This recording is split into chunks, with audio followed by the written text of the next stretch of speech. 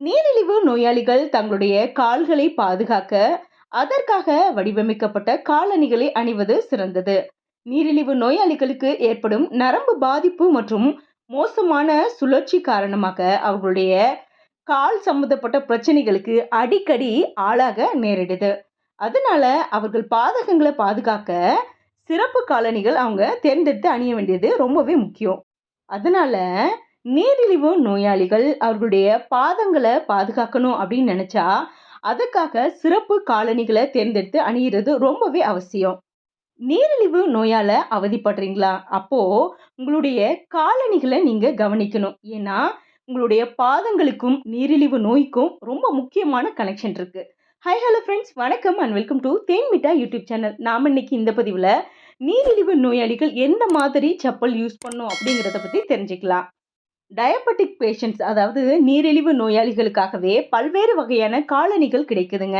வெப்ப வானிலைக்கு ஏற்ற சுவாசிக்கும் தன்மை கொண்ட செருப்புகள் உட்புற பயன்பாட்டிற்காக சிறந்த வகையில் வடிவமைக்கப்பட்டு கிடைக்குது. இது மாதிரி நம்ம சூஸ் பண்ணி யூஸ் பண்றது நம்மளுடைய பாதங்களை சரியான முறையில் பாதுகாக்கவும் அணிவதற்கு எளிதாக இருக்கும் வகையில வடிவமைக்கப்படுது. நீரிழிவு நோயாளிகளுக்கு காலில் பிரச்சனைகள் இருக்கு அப்படின்னா, அல்லது சிறப்பு தேவைகள் அவங்களுக்கு இருக்கு அப்படின்னா, அந்த நபர்களுக்காக தனியா காலணிகள் கிடைக்குது. இது அதிகபட்ச ஆறுதலையும் ஆதரவையும் அவங்களுக்கு கொடுக்குது. கால்ல அறுவை சிகிச்சைக்கு பின்பு அல்லது ஏதேனும் கால் பிரச்சனைகளின் சிகிச்சைக்கு பிறகு அணியக்கூடிய வகையில உள்ள சிறப்பு காலணிகளும் கிடைக்குது.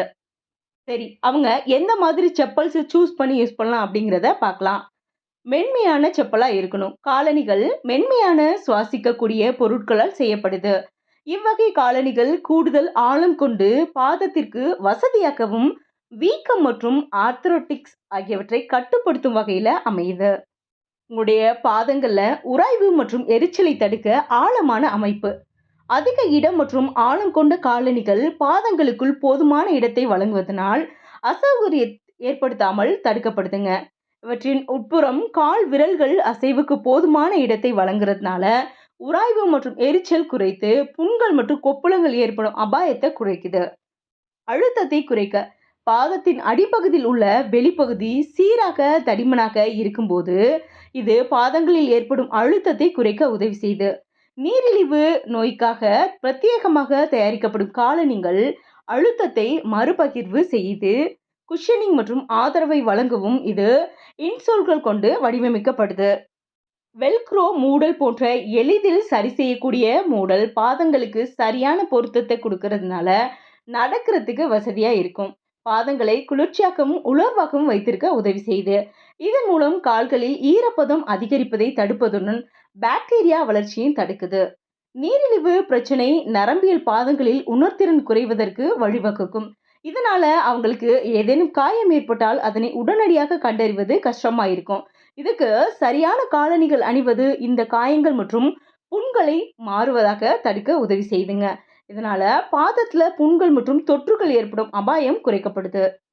அழுத்தத்தை மறுபகிர்வு செய்து சுழற்சியை மேம்படுத்துறது மூலமா நீரிழிவு நோயாளிகளுடைய காலணிகள் ஏற்கனவே உள்ள புண்களை விரைவாக குணப்படுத்த உதவி செய்யுது.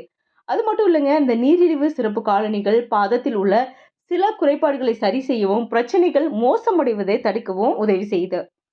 அந்த மாதிரி நீரிழிவு நோயாளிகள் தங்களுடைய குறிப்பிட்ட தேவைகளுக்கு ஏற்ற வகையில சிறந்த காலணிகளை தேர்ந்தெடுத்து அணிவது அவசியம். இந்த மாதிரி அவங்க அணியறதுனால அவங்களுடைய கால் பிரச்சனைகள் தடுக்கப்படுது. இதற்கு ஒரு சுகாதார நிபுணர் அல்லது சிறந்த மருத்துவரை பார்த்து ஆலோசனை பெறுவது நல்லது. என்ன ஃப்ரெண்ட்ஸ், இந்த டிப்ஸ் உங்கள் எல்லாருக்கும் யூஸ்ஃபுல்லாக இருக்கும்னு நம்புகிறேன். இந்த வீடியோ பிடிச்சிருந்தா ஒரு லைக் பண்ணுங்கள், ஷேர் பண்ணுங்கள். அப்படியே உங்களுடைய கருத்துக்கள் ஏதாவது இருந்தால் கமெண்ட்டில் பதிவு பண்ணுங்கள். மறுபடியும் ஒரு யூஸ்ஃபுல்லான கண்டென்ட்டோட நான் உங்களை மீட் பண்ணுறேன். தேங்க்யூ.